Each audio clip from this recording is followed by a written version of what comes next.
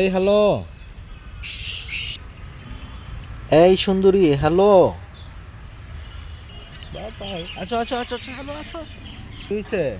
হ্যাঁ, কি হয়েছে?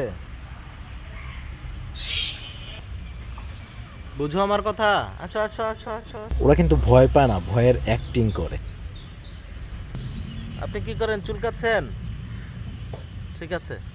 মানে এটা হচ্ছে ওদের মেলা। দেখেন বাইকে কোথায় উঠছে, দেখেন মানে কি সুন্দর সারিবদ্ধভাবে চলাফেরা।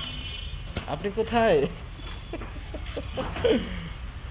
আমি যখন চিড়িয়াখানা যাই সর্বপ্রথম হচ্ছে বানর দেখি, কারণ আমার কাছে ওদেরকে কেন জানি ভালো লাগে।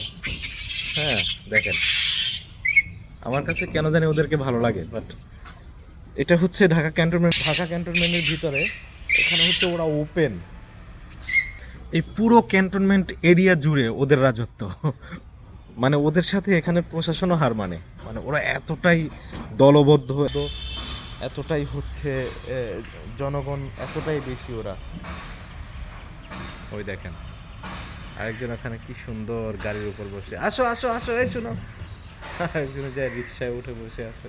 মানে হচ্ছে ফ্রিতে বিনোদন নিলাম এক কথায়।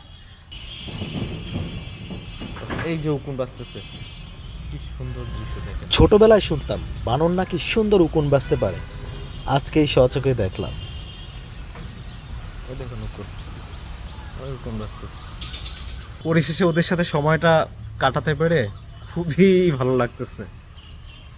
অনেক সুন্দর সকাল কাটলো। Thank you.